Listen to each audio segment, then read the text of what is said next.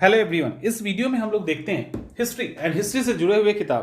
तो पहले तो तैयारी कैसे करें, किस किस कंटेंट पे फोकस करें और बुक कौन कौन सी पढ़ें। बुक पढ़ना जरूरी है, इसमें कोई दो राय नहीं है। तो जो इंपॉर्टेंट किताब है उसको मैं अभी बता दूंगा, साथ में आप कैसे अप्रोच करें उसको भी हम लोग देखते हैं, क्या क्या आपके सिलेबस में है, क्योंकि बहुत सारे न्यू कमर हैं, बिल्कुल पहली बार अटेम्प्ट दे रहे हैं या अगर उतनी जानकारी नहीं है, कहीं ना कहीं देते आ रहे, इस बार उनका प्रीलिम्स निकल रहा है, तो उनके लिए ये वीडियो है। अच्छे से समझ लीजिए पहले आपको हिस्ट्री में पढ़ना क्या क्या है, उसके बाद किताबें कौन कौन सी होनी चाहिए।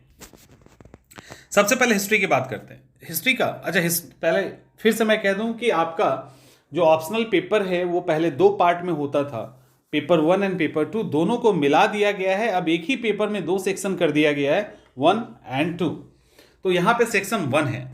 सेक्शन 1 के अंदर पार्ट ए या क कह लीजिए, इसके अंदर भारत का इतिहास पूछा गया है, एंशिएंट हिस्ट्री। यानी आपको स्टोन एज नहीं पढ़ना है, ये ध्यान रखना। आपको स्टोन एज नहीं पढ़ना, आपको इंडस वैली सिविलाइजेशन से शुरू करनी है। इंडस वैली सिविलाइजेशन के में जो पढ़ना है टॉपिक है, उसकी विशेषता क्या है, वो किस मैंने टाउन था तो किस तरह से था, ट्रेड और कहाँ कहाँ से ट्रेड यानी व्यापार का संबंध उनके अलग अलग देशों से कैसे था, उसको प्रूव कैसे करेंगे, उद्गम कैसे हुआ, उसका एक्सटेंशन कहाँ कहाँ था, आखिर वो उसका ह्रास कैसे हुआ, माने वो समाप्त कैसे हुआ, और उसके बाद इंडस वैली सिविलाइजेशन अगर समाप्त हो गया, क्या पूरी तरह से समाप्त हो गया या कोई भी ऐसा कहीं और इसका अस्तित्व मिलता है। इस तरह से आप इंडस वैली सिविलाइजेशन को 5-7 पॉइंट में तैयार कर लीजिएगा। सबसे इंपॉर्टेंट पॉइंट उसका है कि उसको महानगर हम कैसे कहेंगे, या इंडस वैली सिविलाइजेशन का जो नगर विन्यास है, टाउन प्लानिंग है, उसके बारे में सवाल पूछा जाएगा। वैदिक युग की बात करें तो वैदिक साहित्य जो हमारा है, वेद, वो उसका एरिया, सिंधु घाटी सभ्यता और इनके बीच में, सिंधु घाटी सभ्यता और वैदिक पीरियड में जो आर्य थे, इनके बीच में क्या क्या सिमिलरिटी है, क्या क्या असमानता है। उसके अलावा इनका पॉलिटिकल, सोशल, इकोनॉमिकल या रिलीजियस जो रीति रिवाज है, थाउट है, रीति रिवाज थाउट जो है, उसके बारे में आपको यहाँ पे क्लियर करना है। तो वैदिक सभ्यता के अंदर 3-4 पॉइंट बना के आपको उसको डिफाइन करना है। फिर अब मौर्य काल से पहले की बात कर रहे हैं। मौर्य काल से पहले एक रिलीजियस आंदोलन हुआ, मूवमेंट हुआ है, जिसके अंदर जैन, बौद्ध और भी धर्म है। अब सवाल है कि जैन और बौद्ध धर्म के उत्पत्ति का क्या कारण था, उस समय की ऐसी क्या सामाजिक परिस्थिति थी जिसके कारण जैन और बौद्ध धर्म का इतना तेजी से उत्थान हुआ, लोग इसकी तरफ झुके। और ये जो सनातन धर्म था, हिंदू धर्म, उसके अंदर क्या क्या कुरीतियां थी, इस तरह से कंपेयर भी पूछा जा सकता है। 600 BC में मगध या जो महाजनपद का ओरिजिन होता है, उसके बारे में सवाल आ सकता है। उसके बाद अगला आएगा मौर्य साम्राज्य। मौर्य साम्राज्य, अब कोई साम्राज्य है तो उसका उदय कैसे हुआ, उसका कितना बड़ा विस्तार था, उसकी सोशल, इकोनॉमिकल क्या पॉलिसीज थी, राजा के बारे में, अशोक के बारे में स्पेशली पूछा जा सकता है, अशोक की नीति क्या थी, धम्म नीति क्या थी, और फिर उसका पतन कैसे हो गया। तो ये मौर्य के बारे में है। मौर्य के बाद कुछ समय तक बहुत सारे लोकल जो राजा थे वो थे।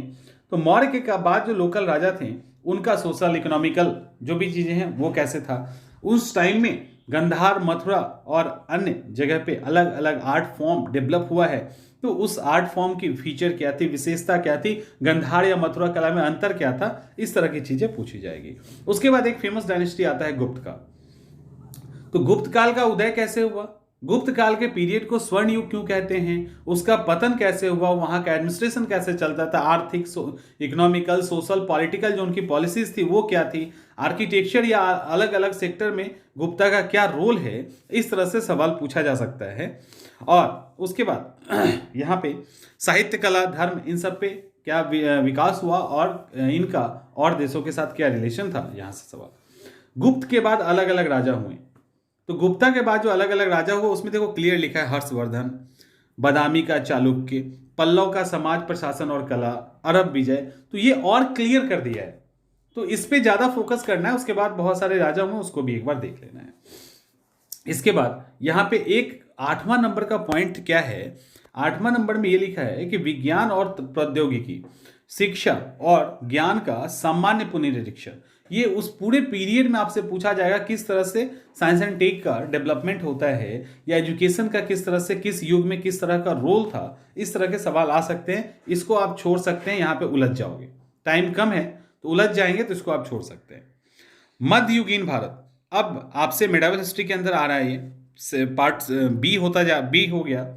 पार्ट बी के अंदर आपसे जो सवाल पूछा जाएगा उसके अंदर 750 से 1200 के बीच में किस तरह से राजपूत की नीति थी, उनका सोशल स्ट्रक्चर था, उनकी पॉलिटिकल पॉलिसीज थी, व्यापार और वाणिज्य उस समय क्या होता था, धर्म दर्शन पे जो सूफी और जो रिलीज और यहाँ पे ब्राह्मण धर्म में आप कह सकते हो, जो ब्राह्मण हिंदू धर्म में जो चेंजेस आए वो आपको यहाँ पूछा जा सकता है। उसके बाद दक्षिण भारत में राष्ट्रकुल के इतिहास के बारे में पूछा जा सकता है, चोल के बारे में, चोल की जो ग्रामीण पद्धति थी खासकर उससे पूछा जा सकता है। दक्षिण भारत में किस तरह की अर्थव्यवस्था थी, वहाँ पे किस तरह से एजुकेशन था, आर्ट था उसका उनका, इसके बारे में पूछा जा सकता है। और फाइनली गजनवी का जो अटैक होता है वहाँ से।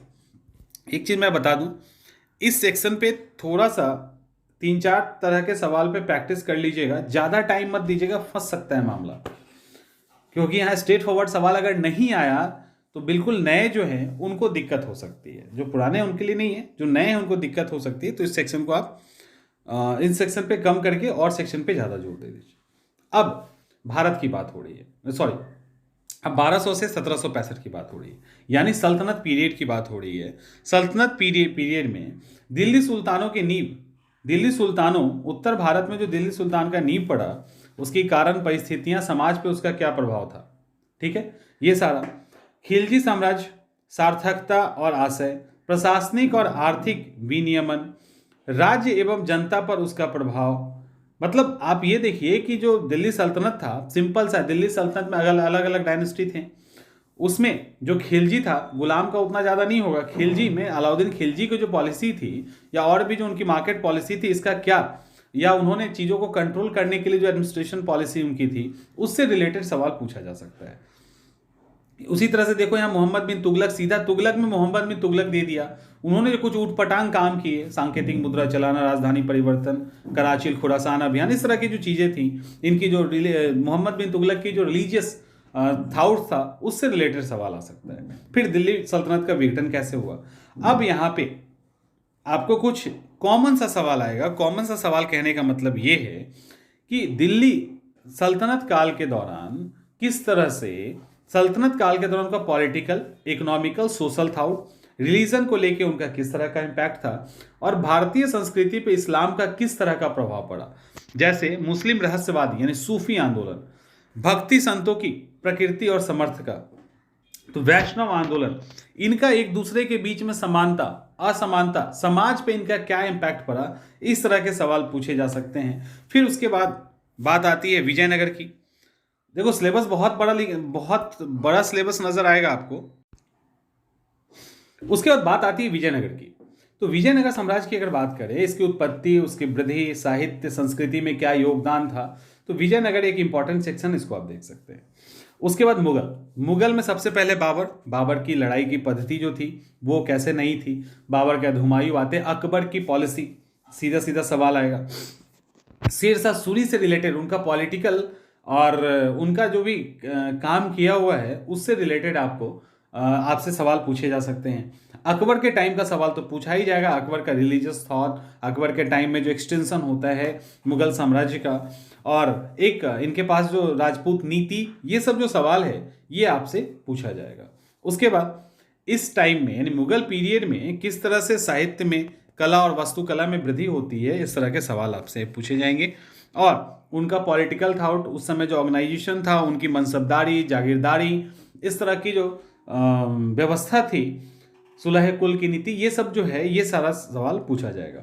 उसके बाद औरंगजेब की धार्मिक नीति, अलग से टॉपिक ही है, सोचो कितना इंपॉर्टेंट है। तो औरंगजेब की जो धार्मिक नीति है, औरंगजेब के खिलाफ जो लगातार विद्रोह हुआ, वहां से भी सवाल आएंगे। शिवाजी का उदय होता है, हिंदू मुस्लिम संबंध आ सकता है बट छोड़ देना उसको, क्योंकि कॉम्प्लिकेटेड हो जाएगा। शिवाजी को देख लीजिएगा, शिवाजी का किस तरह से, क्योंकि मराठा वहां इंपॉर्टेंस रखता है। पेशवा का कैसे उदय होता है, आखिर पेशवा कब से मजबूत होते हैं, स्टार्टिंग के बालाजी बाजीराव, बालाजी विश्वनाथ, इस तरह से स्टार्टिंग के जो 3 पेशवा हैं उनके अधीन मराठे में पॉलिटिकल सिस्टम क्या था, चौथ या सरदेशमुखी वो क्या होता था, पानीपत की तीसरी लड़ाई में किस तरह से वो हारे और किस तरह से उस हार का भारतीय पूरे इतिहास पर इंपैक्ट पड़ा, ये भी सवाल पूछा जा सकता है।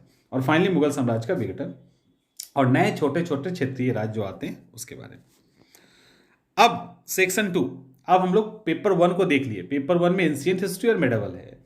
पेपर 2 में क्या है, मॉडर्न हिस्ट्री आपको होगा और वर्ल्ड हिस्ट्री होगा। मॉडर्न हिस्ट्री में क्या है, मॉडर्न हिस्ट्री में 1157 से 1947 की बात है, यानी भारत की आज़ादी तक की बात है।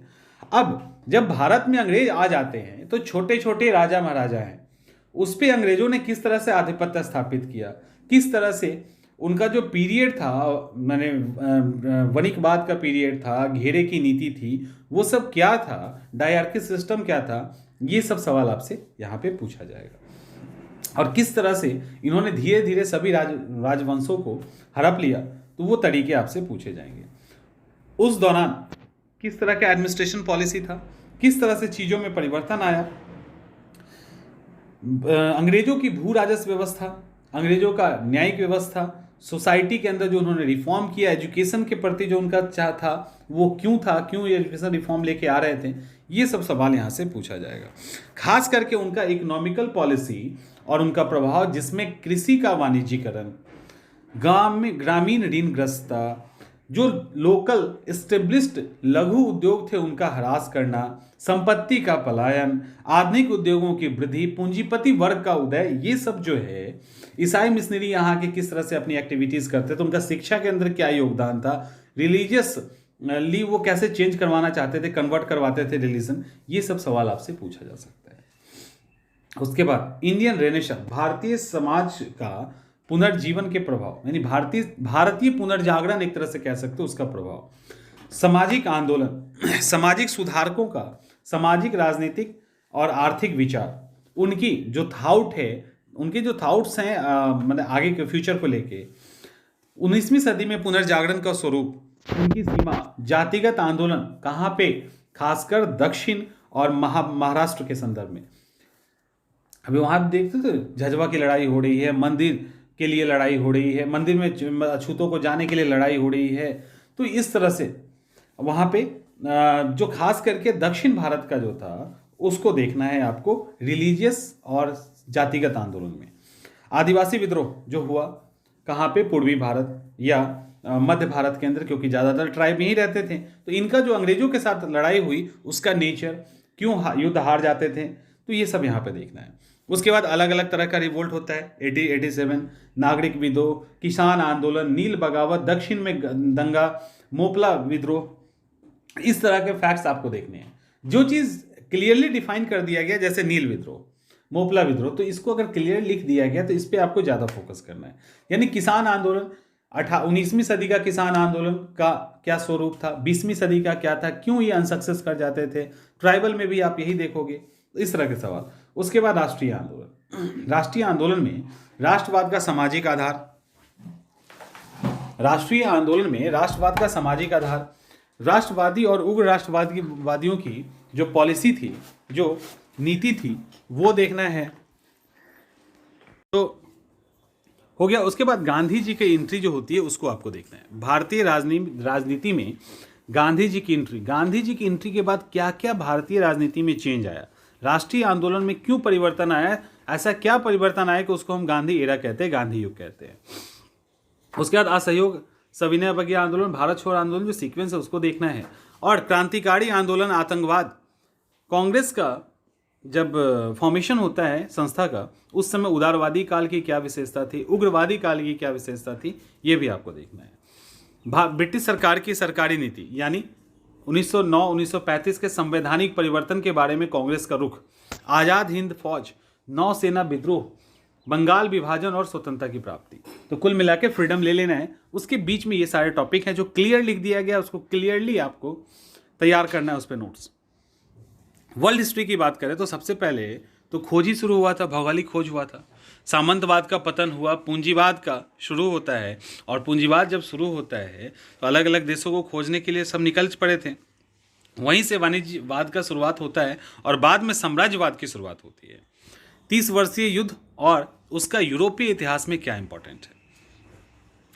उसके बाद फ्रांस फ्रांस फ्रांस का जो प्रभुत्व है, तो विश्व के वैज्ञानिक दृष्टिकोण का उदय, जो रेनेसा आता है यानी प्रबोधन का युग, अमेरिका की क्रांति और इसका इंपॉर्टेंस, क्योंकि आपको पता है अमेरिका की क्रांति का बहुत बड़ा उस समय रोल था और उसके अंदर जो जो लीडर्स थे उसके बारे में और उनकी जो लड़ाई का तरीका था उसको बाद में इंडिया के साथ भी कंपेयर करके पूछा जा सकता है, तो उसको आपको तैयार करना है। फ्रांसीसी क्रांति, नेपोलियन का युग और फ्रांसीसी क्रांति का विश्व इतिहास में महत्व क्या है। औद्योगिक क्रांति और औद्योगिक क्रांति के द्वारा साम्राज्यवाद का और ज़्यादा विस्तार कैसे हुआ, इसको भी आपको देखना है। तो औद्योगिक क्रांति आखिर इंग्लैंड में ही पहली बार क्यों हुई, इस तरह का सवाल, या पुनर्जागरण इटली में ही क्यों हुआ, इस तरह के सवाल आपसे पूछे जा सकते हैं। यूरोप में औद्योगिक क्रांति की अवस्थाएं और यूरोप में सामाजिक और श्रम आंदोलन। उसके बाद विशाल राष्ट्र राज्यों का सुदृढ़ीकरण यानी इटली का एकीकरण, आपको पता है बिस्मार्क के बारे में यहाँ पढ़ना है। जर्मन साम्राज्यवाद के बारे में पढ़ना है। अमेरिका का सिविल युद्ध बहुत ही फेमस है। 19वीं-20वीं शताब्दी में एशिया अफ्रीका में उपनिवेशवाद और साम्राज्यवाद, ये सबसे इंपॉर्टेंट टॉपिक है आपका, यहाँ से सवाल एक ना एक आएगा। ठीक है, इटली का एकीकरण, जर्मनी का आबादीकरण, अमेरिका का जो सिविल युद्ध था और एशिया और अफ्रीका में उपनिवेशवाद और साम्राज्यवाद, ये एकदम इंपॉर्टेंट है, ये आपको जानना है। उसके बाद अगला सवाल है चीन और पश्चिमी शक्ति, खासकर जापान के उदय का बड़ी शक्ति के रूप में आधुनिकीकरण। तो ये सवाल आपसे पूछा जाएगा। उसके बाद यूरोपीय शक्ति और ओटोमन एम्पायर से भी सवाल आते हैं। First world war, second world war, ये आपको पढ़ना है। और फर्स्ट वर्ल्ड वार में जो पेरिस की संधि हुई है, वही कहा जाता है कि पेरिस की संधि जो थी एक अस्थायी संधि थी। क्यों अस्थायी संधि थी, इसके पीछे कारण क्या था, और द्वितीय विश्व युद्ध का बीज बो दिया, इस तरह से सवाल पूछा जाता है। उसके बाद रूसी क्रांति हुई। रूसी क्रांति का उस समय के वैश्विक इतिहास पे क्या प्रभाव पड़ा। इंडोनेशिया, चीन, हिंद चीन में राष्ट्रवादी आंदोलन हुआ। चीन में साम्यवाद का उदय और स्थापना। उसके बाद कमाल अतातुर्क के अधीन तुर्की का आविर्भाव होना चाहिए। अरब राष्ट्रवाद का उदय, अरब राष्ट्रवाद से भी सवाल आते हैं, उसको भी तैयार रखिएगा। उसके बाद 1929 और 32 में विश्व का वलन, इसको छोड़ दीजिए। यहाँ पे रूजवेल्ट को आपको देखना है, डी रूजवेल्ट सीधे पूछ दिया गया है। इटली में मोहवाद, जर्मनी में नाजीवाद और यूरोप में सर्वसत्तावाद, एक सवाल यहाँ से जरूर आना चाहिए, इसको तैयार कर लीजिएगा। फिर जापान में सैन्यवाद और द्वितीय विश्व सेकेंड वर्ल्ड वॉर और परिणाम, यानी सेकेंड वर्ल्ड वॉर 1939 से 45 के बीच में जो सेकेंड वर्ल्ड वॉर हुआ, वहाँ तक जाके इसकी कहानी ख़त्म होती है। भारत की कहानी 1947 तक, वर्ल्ड ज्योग्राफी की कहानी, वर्ल्ड हिस्ट्री की कहानी 1945 पे जाके समाप्त होती है। तो इस तरह से आप इसको तैयार कर लीजिएगा। अब सवाल रहा इसके किताब, तो देखिए, history of modern India, Shekhar Bandopadhyay, Bipin Chandra. तो बिपिन चंद्रा की किताब तो आपको लेनी ही लेनी है। दूसरा, read a brief history of modern India, ये स्पेक्ट्रम की है, राजीव बहिर की, हिंदी इंग्लिश दोनों में अवेलेबल है, तो एक ये भी किताब ले लीजिएगा। दूसरा, भारत का स्वतंत्रता संघर्ष, तीसरी किताब है बिपिन चंद्रा की। तो ये तीनों किताब आपको लेनी है, इससे काम आपका हो जाएगा। उसके बाद चौथी जो किताब है वो आप एंशिएंट हिस्ट्री के लिए लेंगे।